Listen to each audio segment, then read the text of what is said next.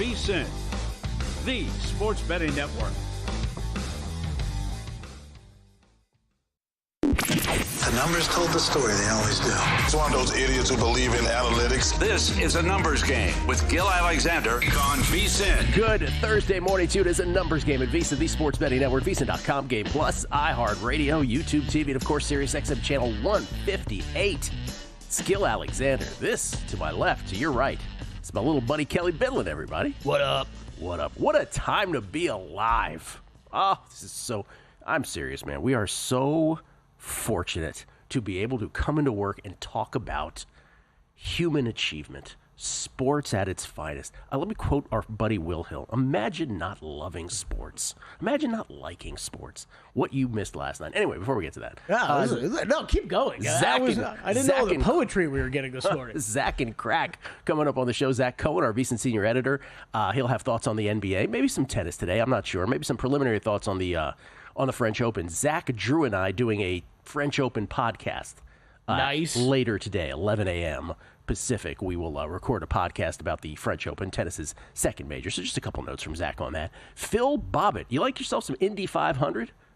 I like some Indy 500. I like some F1 Monaco. I like some Coca-Cola 600. Phil's here to talk it all. Look at you. Look at you just... Or the Cup Series. That definitely didn't confuse me and Gil this morning. Kyle Larson going for the double. Wyatt informs us as well. Yeah, he attempted this last year? Didn't get a chance to.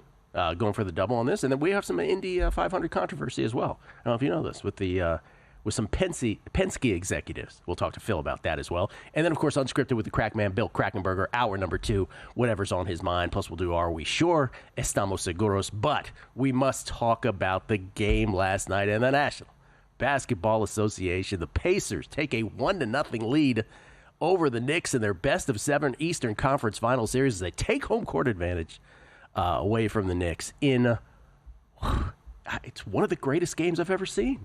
So I don't think I'm being hyperbolic with that. 138-135 in overtime. The Pacers get it done. I could go back earlier in this game, but what's the point? Let's start in the fourth quarter. Jalen Brunson commits his fifth foul with 10:05 left in the game, and the score is 94-91 Knicks. Oh, that sounds like a problem for New York. Sounds like a problem for New York, except for the fact that once Brunson is taken off the court, they go on a run. The Knicks extended the lead to 99-92 in less than a minute to go when Anunoby hit a three and then a turnaround jumper. They extended it then to 108-92. A 16-point lead that included 2 straight fouls on 3-point shooters with 7:22 left. That was a 14-1 run at that point. And then they led by as many as 17, 111-94. And Brunson got a big rest. Well, this sounds like a problem for Indiana now. 111-94 with 6:26 left. Katie barred the door, right? It's over. This playoffs has been incredible with comebacks, but it can't happen again. Knicks... Let's fast forward to 3 minutes and 14 seconds left in this game. Knicks are up 14. And folks, if you didn't see this, I just sort of suggest do everything you possibly can to find the tape on this. Unless, of course, you're a Knicks fan or you have the Knicks in a bet. The Knicks are up 14 with 3:14 left. Aaron Nesmith, three-pointer. Good. Brunson then hits a three. New York goes back up by 14 with 2:51 left, Kelly. Halliburton, 3 with 2:39 to go. He cuts it to 11. Brunson misses a 3. Nesmith with another 3 with 2:04 left. Cuts it to 8. 119-111. Remember, the spread is what? 4.5, somewhere in that pocket. 4.5 was the close. Cat then misses a 3. Siakam is fouled. He makes one of 2 free throws. You think that missed free throw at that point is going to come back to haunt the Pacers, at least on the spread. Forget about winning the game. It's still 119-112 with 120 left. Brunson to the rack. Scores 121-112. The Knicks are up 9 with 59 seconds left. They're up 9 with under a minute. Let's get a little close. You never win a game when you're down 9 with under a minute left. Nesmith from 27, bang! 3 in a row from Aaron Nesmith. 121-115 with 51 seconds left. But then Cat with a layup. And it's an 8-point lead, 123-115 with 42 seconds left. Nesmith from 31, bang, bang. The rare double bang, 123-118 with 34 seconds left. Then with 30 seconds left, Siakam steals the ball. It took a challenge and an overturn on review to give the ball to the Pacers. It was initially called a foul on Siakam. And by the way, a delay that seemed like it took 10 minutes. Yeah, way too long. I was like, come on, this game's amazing. Stop it. Get back to the game. So they give the ball to the Pacers. Nesmith from 28. Bang! 5 in a row. 123, 121. I am going with the Pacers plus the points and Pacers series bet. I am going ballistic. 23 seconds left in the game. The Pacers have to foul. They foul Cat.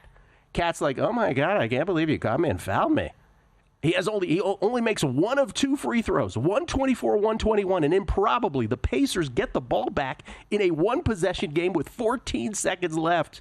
The Knicks appropriately foul with 12 seconds left. Nesmith hits both, even though Reggie Miller is wondering out loud if he should purposely miss the second.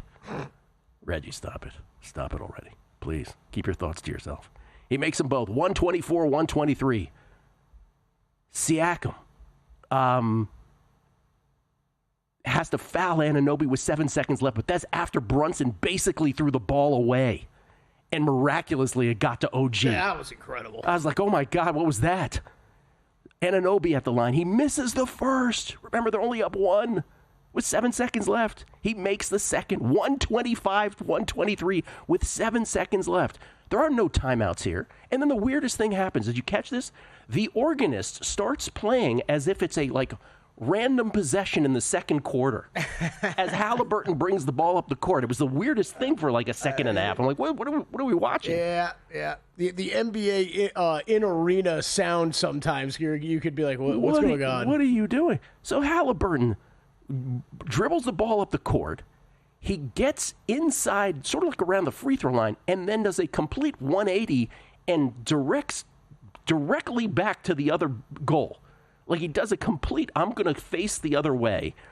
He then thinks, right? He thinks at this point that he's got his feet behind the arc. He shoots it for the win. Ball hits the back of the rim, back of the iron, bounces way up in the air, and miraculously through. Roughly 37 feet up in the air, Gil. That thing was out of the frame. Pacers win, right? Choke sign. He does the Reggie Miller choke sign. Except his toe was on the line. We're going overtime. You can go to a basketball court, by the way, right now, and take 1,000 shots and try to duplicate what happened on that three-pointer with the ball bouncing as high up in the air as it did. Wild, you cannot duplicate it. Unbelievable. By the way, when that went in and I thought they won the game, I was so out of my head that I got this massive head rush that took me 6 seconds to recover from. You got dizzy? I was like, this is unbelievable. I was a little surprised how convinced Halliburton was that it was a 3. Obviously he did the whole motion to try to get behind the line, but I thought it was pretty obvious that it wasn't. Everybody who was paying attention did. Todd was like, I was not alive. He was on the. I was so wrapped up, and I couldn't believe what was happening. 125, 125, a 17-6 run for the Pacers. The last 2 minutes and 38 seconds of the quarter to force overtime. We go to overtime. Knicks go up 4 early, but then after a Nembhard 3, they basically end up trading baskets all overtime, both teams, until the Knicks are down 136, 135 with 27 seconds left in overtime. Nembhard tips a pass off of Brunson's fingertip. Review, Indiana ball with 20 seconds left. Pacers inbounds, way too easy, no defense. Top and Jam got fouled, and like the refs did all night, they decided not to call anything on the Knicks. 138, 135, Pacers with 15 seconds left. Brunson misses a 3. Knicks rebound. Cat misses a 3. Bodies flying. Everyone on the ground. No whistle anywhere. Ball off Bridges with 0.2 left. And then with 0.2 left, Halliburton, never cognizant of what's going on, just gives it to Cat because he knows the rules that you need 0.3. Awesome. That was for the opponent to shoot it. Pacers win. Unbelievable. Halliburton, 31 points, 11 assists. Nesmith, career high 30. 8 of 9 from 3, including 5 in a row in that final sequence. He had 20 in the fourth quarter. Brunson, 43 in defeat. Cat, 35 and 12 in defeat. The Knicks had 40 free throw attempts. The Pacers, 28. Don't get me started on that. Fourth quarter and overtime, the Pacers scored 51 points in fourth quarter and overtime. History, if you think I'm being ridiculous about this is from Tim Reynolds. Pacers tonight. Any way you slice it, this was history. Pacers tonight, 23 points in the final 3:14 of regulation. That's the most in the final 3:14 of regulation of a playoff game in the play-by-play era since 1997. But wait, there's more. This one is from, let's go to the next one, guys. This one, do we have the next one? Mm-hmm. This is, I'll read it off my phone here because we're not getting it on the screen. This is from just unbelievable things that have never happened before in the history of the NBA. Knicks led by 14 with 2:45 to play in the fourth quarter, and now in overtime, teams that had led playoff games by 14 plus in the final 2:45 of the fourth quarter were 994-0 in play. We're 994-0 in the play-by-play era. Now it's 994-1. And then the last one here is teams that trailed by 9+ in the final minute of the fourth quarter or overtime of a playoff game were 0-1,414 since 1998 entering Wednesday. Now they are 1-1,414. That according to the Elias Sports Bureau, courtesy of ESPN Research. Unbelievable. Pacers get the money on the spread. They obviously win it outright, 1-0 series. And I got to tell you, man, I quickly toggled into both of these series could be quick.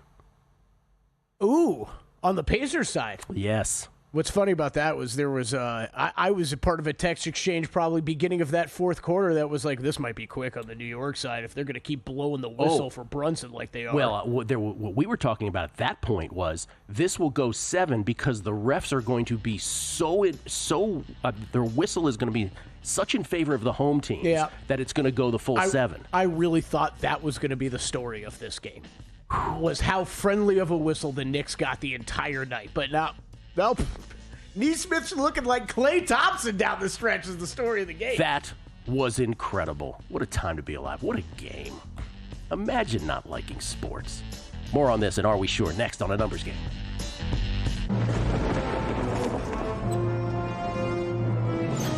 Oh, look! Oh, wow, look at that! Derek, what's the guarantee? Derek? Time to make history. Millions are calling. Look for the Circa Million and Circa Survivor guarantee on May 22nd, 2025. 2 ways to win. Millions guaranteed. 100% payback.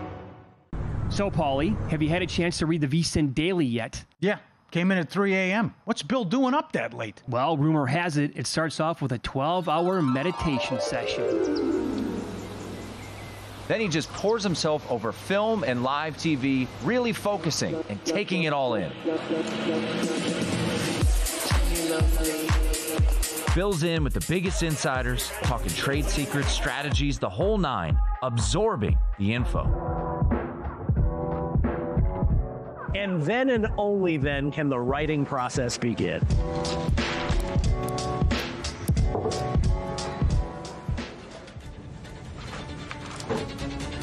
In Las Vegas, Bill's late night becomes your early morning. Wake up to the very latest betting insights in your inbox with the VSiN Daily.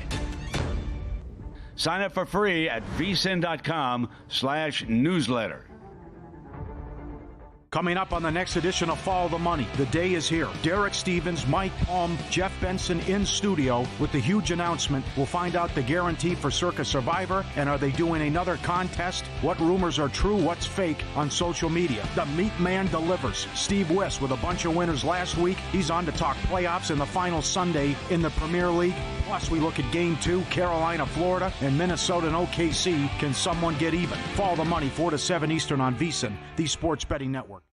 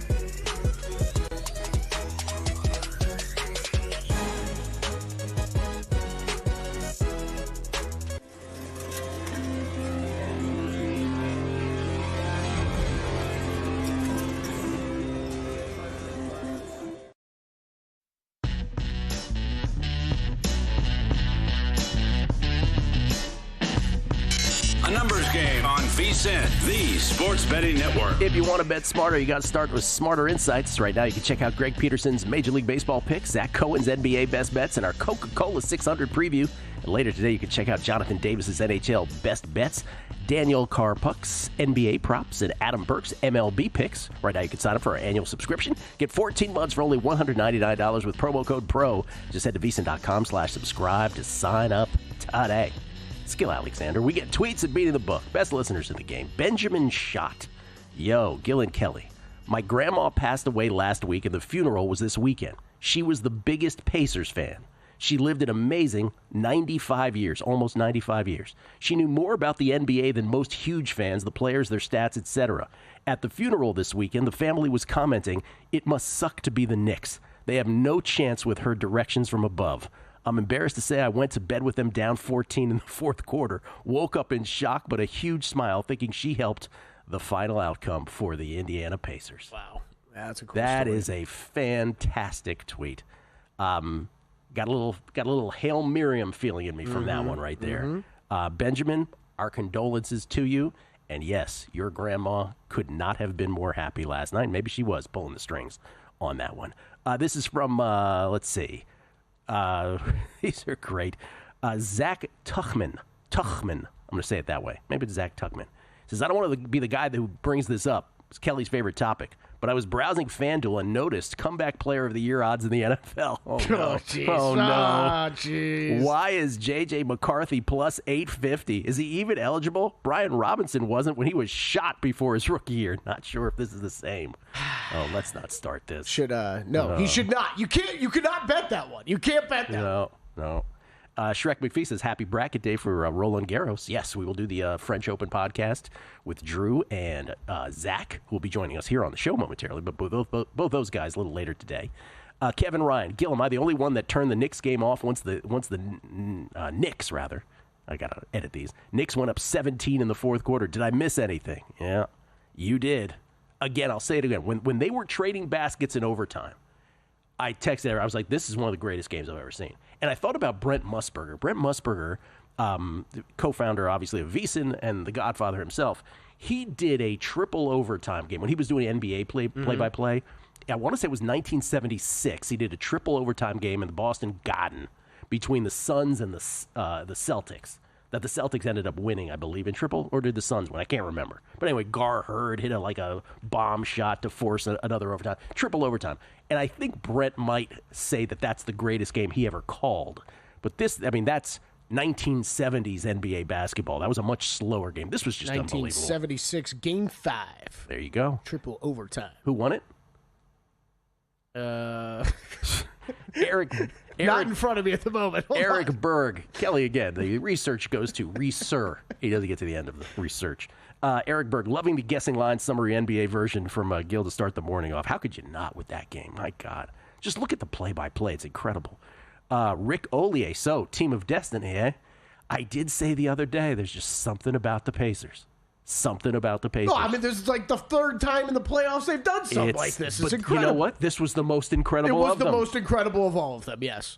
T. Lynch, the old foul-up three with way too much time left. When will they learn? Todd was texting the same thing last night. 128-126, Boston in triple overtime. There you go. Torch D, the one who put the satin on your panties. Last night on the NBA flop-offs, Brunson literally grabbed a defender's arm and hit himself in the face with it to get a call. Your move, SGA. That was an awesome replay. That's a great tweet, and Brunson was ridiculous with that last night.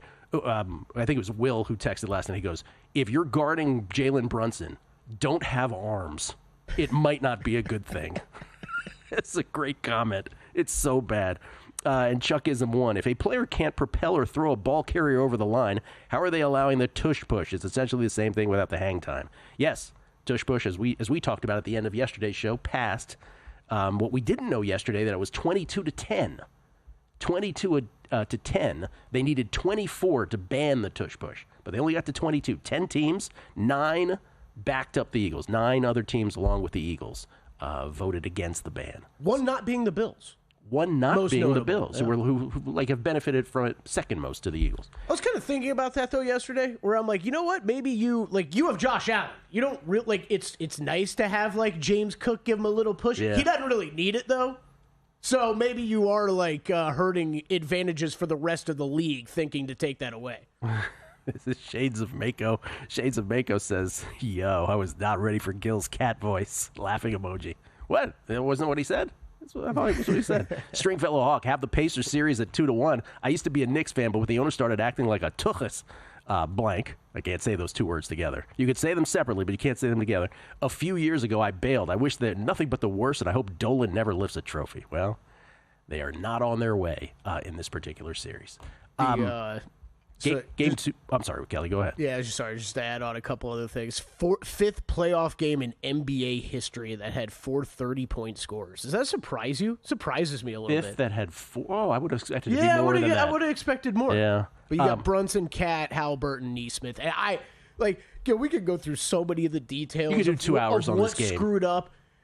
Honestly, though, Aaron Nesmith turned into nuclear Steph Curry at the end of the game. Bro. And, that's what got you. How many times have I said, baloncesto is a very easy sport sometimes. If the ball goes in the hole, things are going to work out for you usually. Yeah.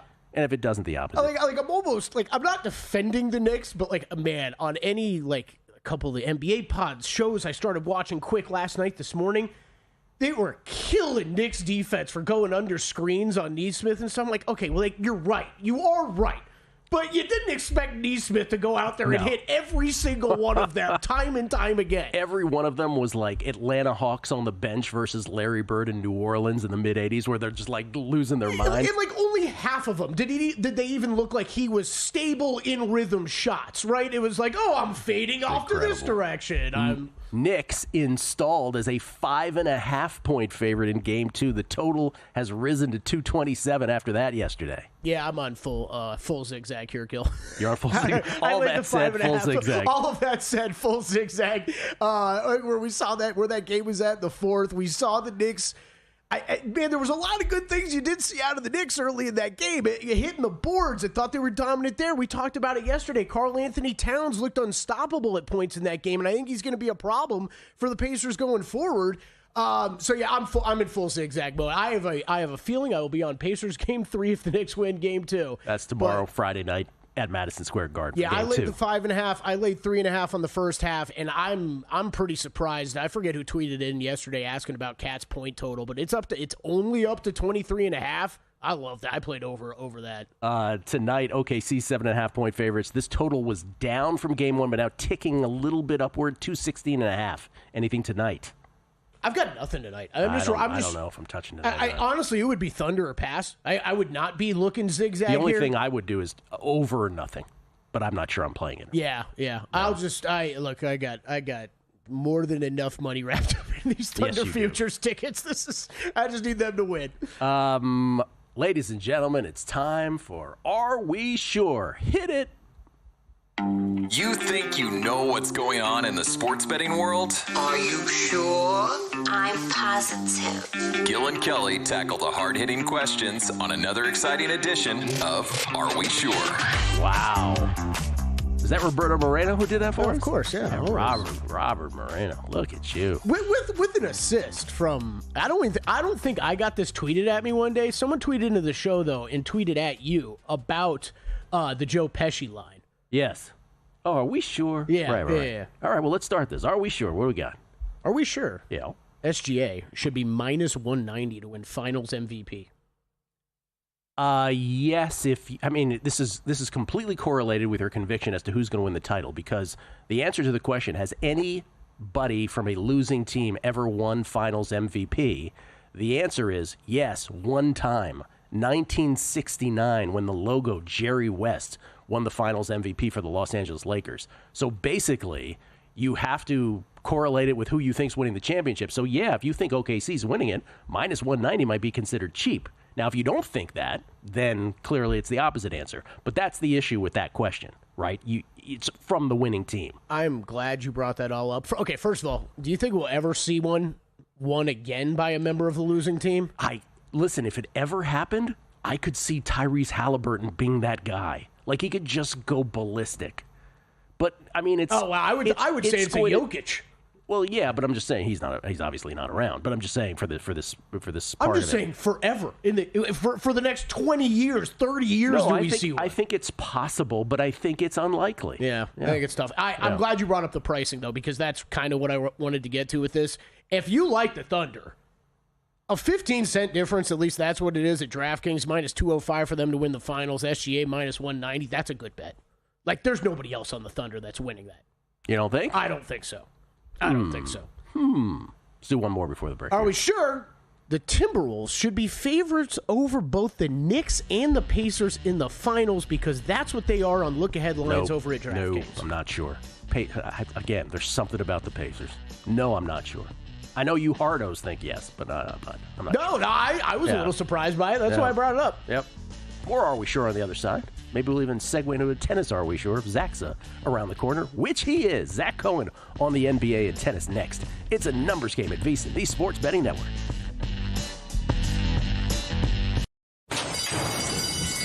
And they're off.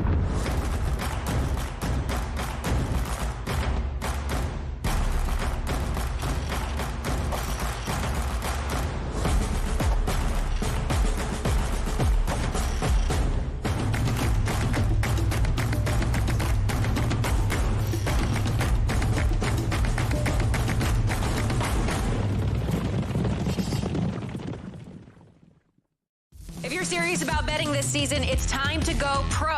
Right now, you can score 14 months of VSiN Pro for just $199. That's 2 extra months on us. We're talking daily best bets, exclusive splits from DraftKings and Circa, full access to the VSiN Watch app, and all of our betting guides, including the big one, the NFL betting guide. But don't wait, this offer is gone May 31st. Head over to VSiN.com/subscribe and use the code PRO, P-R-O, to lock it in and join us on the Sports Betting Network.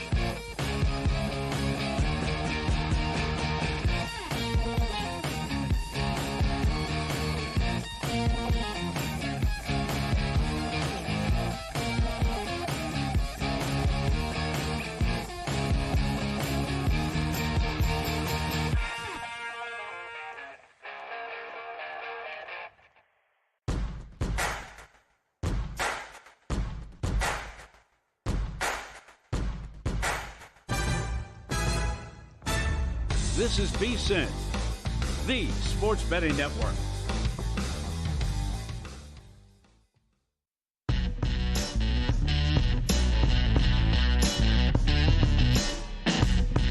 A numbers game on VSiN, the Sports Betting Network. Take your betting to a whole nother level with First Bet. Whether it's Santa Anita, Gulfstream Park, or Saratoga Racecourse, First Bet puts the action at your fingertips. Sign up now at firstbet.com. That's the number one, stbet.com. And use promo code VSiN200 to score a 20% rebate on all your wagers for the first 60 days, up to $200. Don't miss out. Bet smarter today at firstbet.com. Skill Alexander. We get tweets. Beating the book. Dan Goodwin, Colts owner, Jim Irsay passed yesterday. Last tweet, go Pacers. Is that right? That was his last tweet, was go Pacers? Do not know. Rest in peace, Jim Irsay. As a Washington fan, I will always thank Jim Irsay for being the first owner to publicly speak out against Daniel Snyder. That would be my personal DMV-oriented angle on that. But again, condolences to the Irsay family on that. JB, not another day of tush-push discussion. Oh, no, we're not discussing it. It was just a tweet. We're just reacting to a tweet. We went through it yesterday quite fine. Sparty at Sparty KY. Listen to this, Kelly. Sparty KY. Corey Pavin is 1 under through 8. Didn't even know he was still golfing. Now, I read this tweet, and I thought, well, clearly Sparty is being sarcastic about something, right? So I go to the Charles Schwab leaderboard, and sure enough, Corey Pavin, it's the Corey Pavin, is what is he, 2 strokes back? What is he right now? Early going here? T10, 2 strokes back. Yeah. 2 strokes back. Corey Pavin. And I'm with you. I'm with you, Sparty KY, which is, I had no idea this man was going. He's 65 years old. Corey Pavin, Kelly, won the U.S. Open in 1995. Yeah. Has he been golfing? So that's what I'm just checking through right now. He's played a few events on the Champions Tour this year and last year. Man, it's not. That is crazy. I meing, he's played some Champions Tour events. I guess that's where he's been, but it is nothing very significant finish-wise even over there. Where is D.A. Weibring and Keith Clearwater on that leaderboard? Are they up there as well? Like we say often, if you're betting golf, it's real early, folks. That's the surprising tweet of the morning. Moneyline Marv, Gil, you are way too deep in NBA meme culture to not only know the cat voice, but to do it perfectly. Salute, sir. Thank you very much. It's very good. Okay, let's do one more. Are we sure? And then we'll get to Zach here. What do you got? Are we sure? I got to erase the one I was going to ask after what you just said. Are we sure? Oh, what did I do? The Dodgers should be minus 145 to reach the NLCS. No, because again, you don't know what's going to happen. If they end up in a best of 5, you have no idea that they'll get there. So no, they shouldn't be minus 145. Pretty shocked by that pricing as well. No. Minus 145 to get there. That's pretty stunning. All right. I got one more for you and Zach. Okay, let's bring in Zack Cohen, everybody. A part of the whole glue that holds this whole operation together here at VSiN. VSiN's senior editor to join us now, courtesy of the Progressive Guest Line. How you doing, Zach? I'm doing well. How are you guys? I'm doing very well. Okay, Kelly, by the way, you can follow Zach on Twitter at BettingOnX. Kelly has an Are We Sure for both of us here. Zach, noted former Knicks fan, abandoned the Knicks. Yep. Yeah. Are we sure? It will be either Yannick Sinner or Carlos Alcaraz winning the French Open. Yes.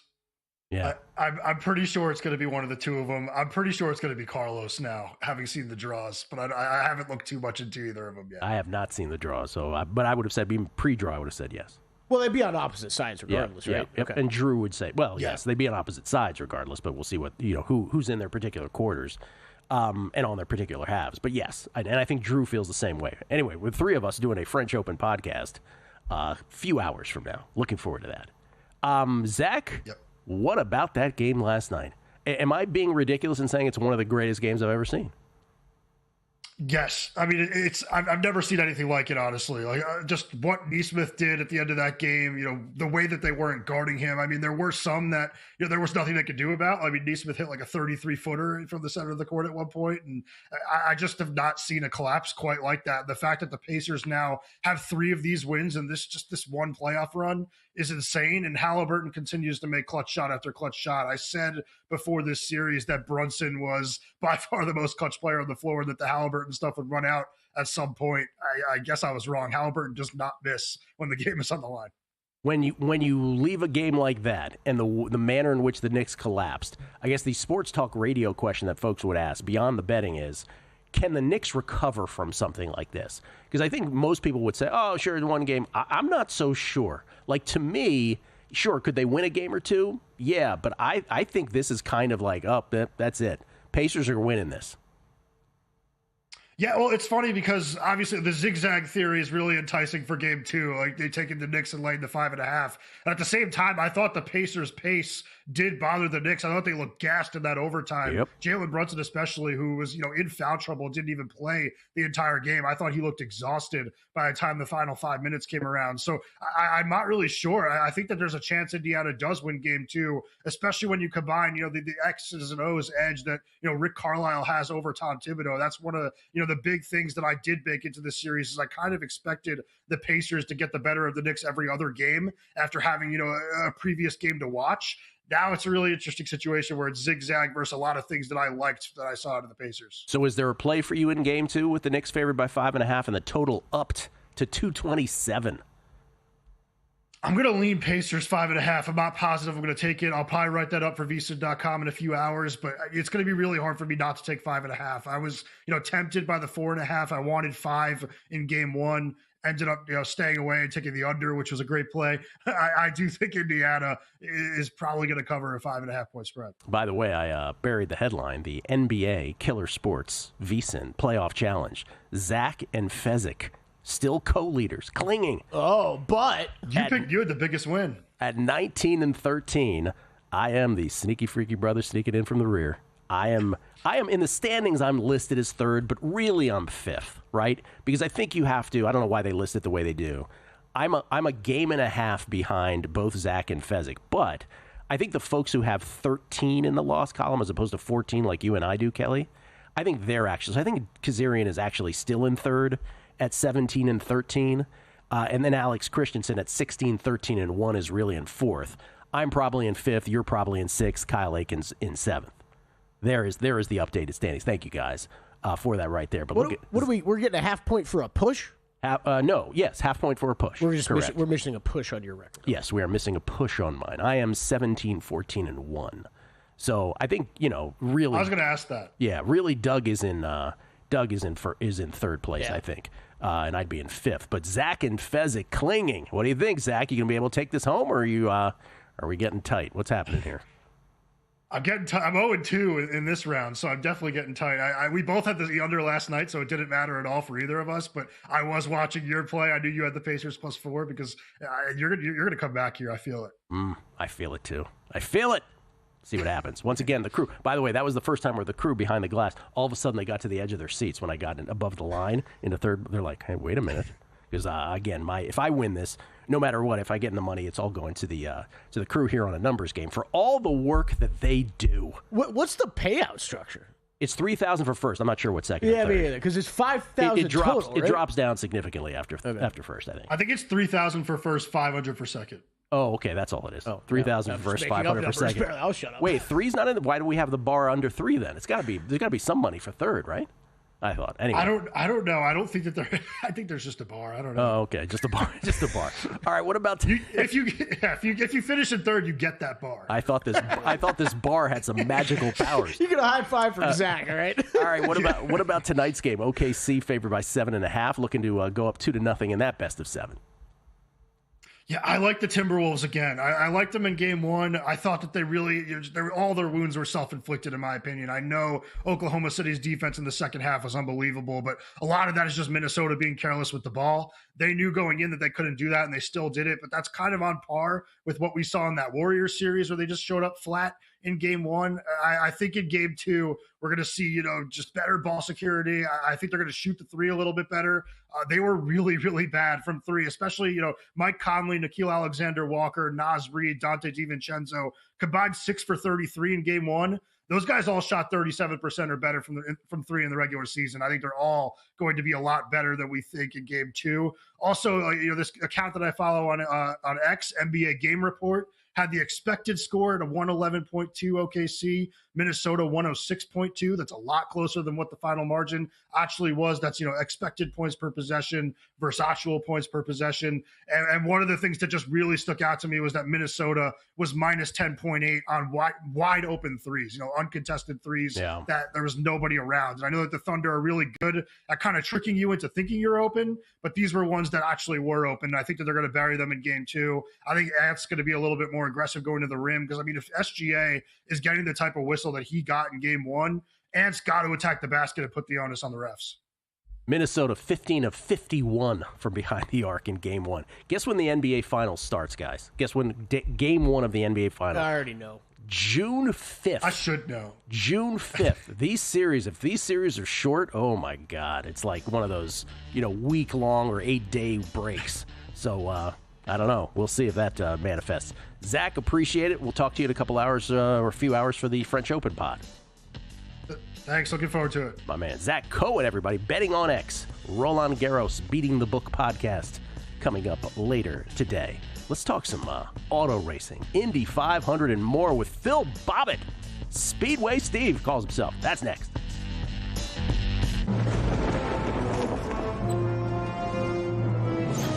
Oh, look! Oh, wow, look at that! Derek, what's the guarantee? Derek? Time to make history. Millions are calling. Look for the Circa Million and Circa Survivor guarantee on May 22nd, 2025. 2 ways to win. Millions guaranteed. 100% payback. Your favorite VSiN shows and personalities are now available to download as podcasts. Catch every hour of our live broadcast with VSiN Best Bets, or find your go-to show and download it directly. Get instant reactions to last night's games, sharp analysis on today's biggest matchups, and everything in between. Whether you're commuting, working out, or just catching up, VSiN lets you take the action with you wherever and whenever you want. Search VSiN on your favorite podcast platform and get in on the action with VSiN, the sports betting network.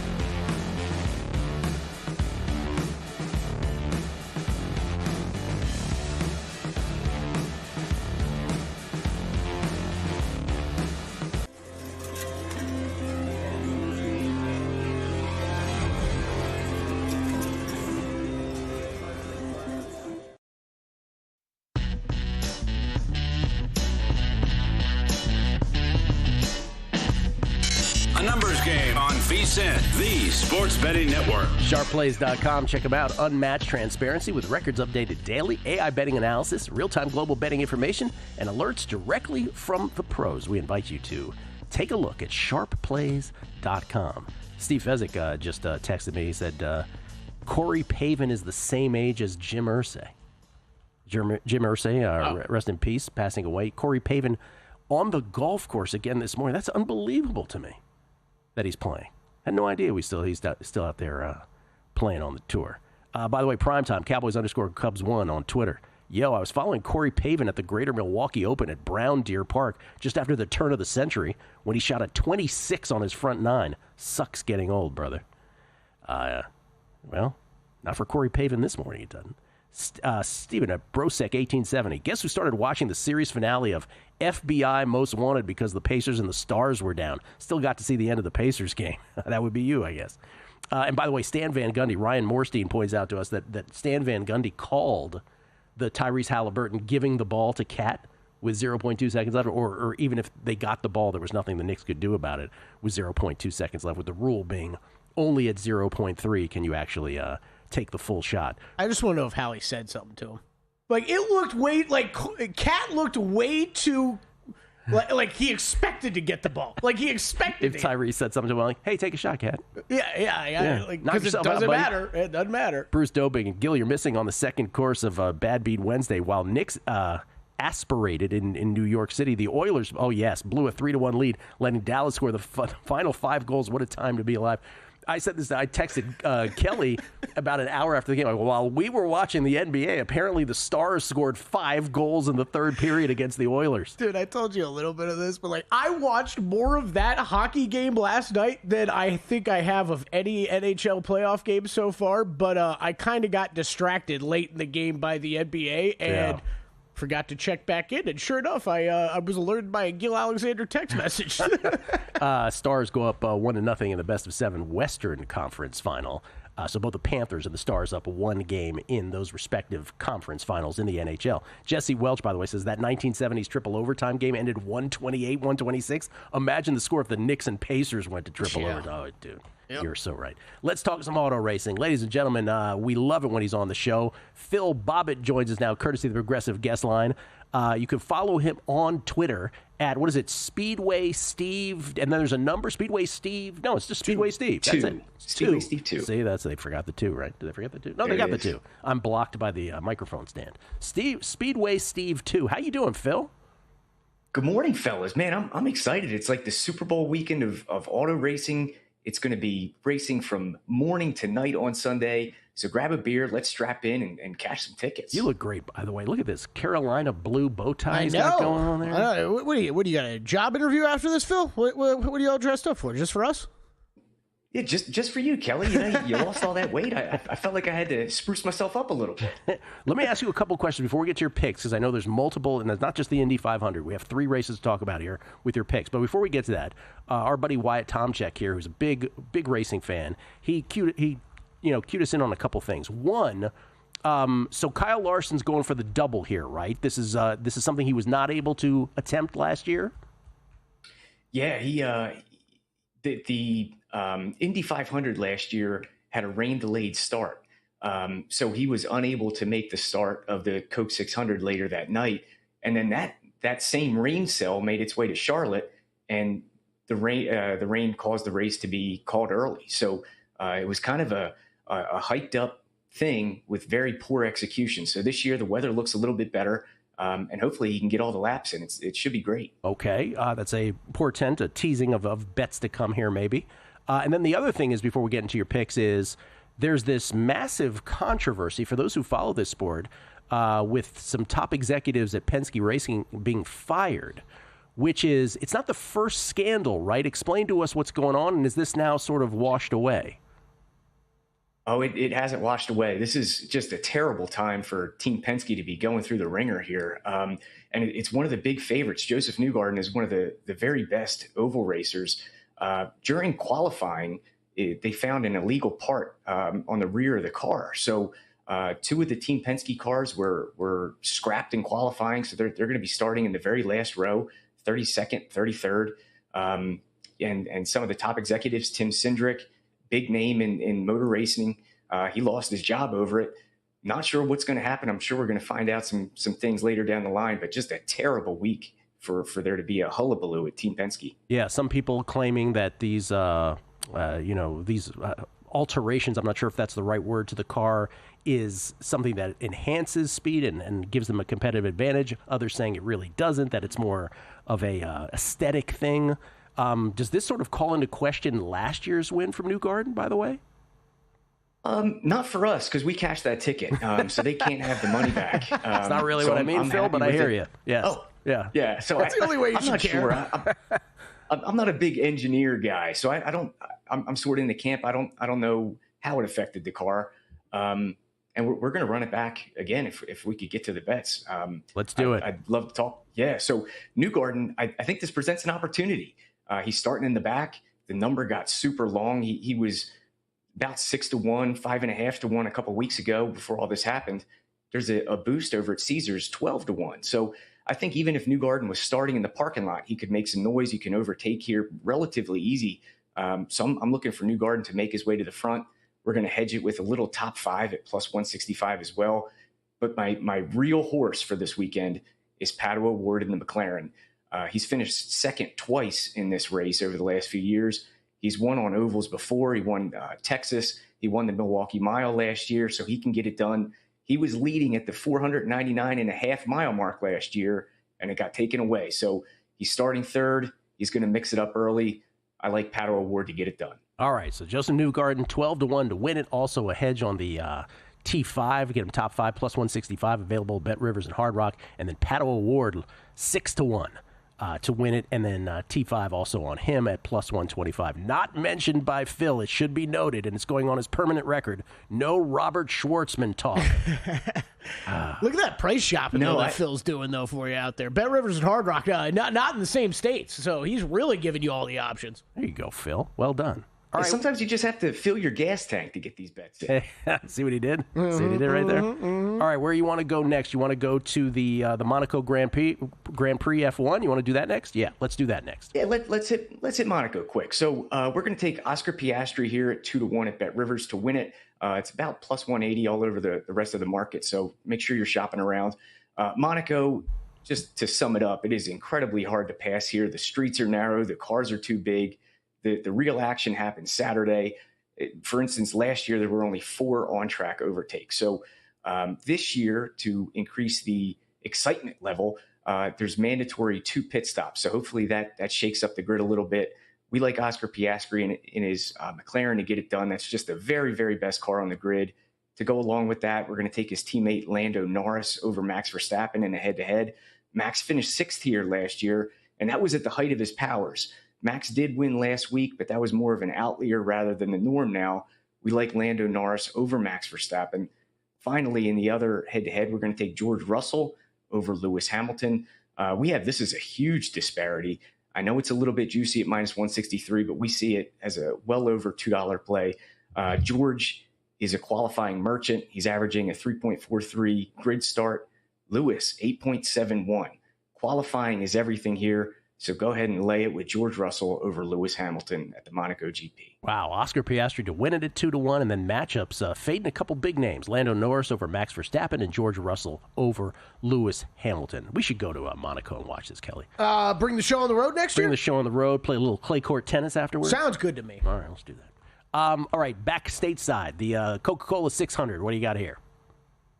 All right. My wife is going to love this one. We're going to go Kyle Larson to win the thing, 6-1 at FanDuel.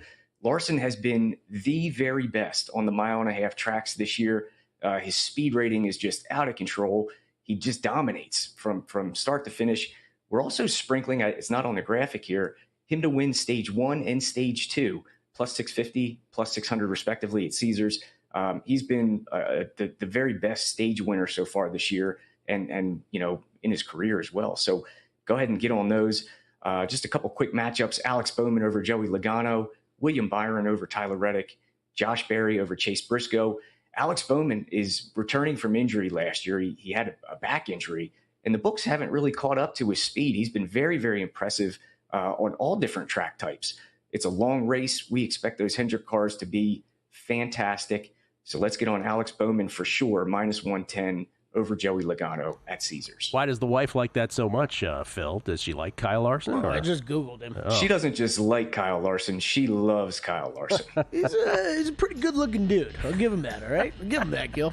Oh, okay. He's got a much better hairline than me as well. I just wanted to follow up because I didn't know what you meant by what you meant by that. Thank you so much, Phil. Appreciate it, man, and good luck with all the bets. Thank you very much for having me, fellas. Looking forward to seeing you again. Absolutely, we do as well. What a time to be in Indiana right now. Yeah. Pacers fans, Indy 500 happening. It's the weekend of Wes Reynolds. Crack. Next, unscripted on a numbers game at VSiN. And we're out. Okay, give me 1 sec. I need to load funds into my gaming apps.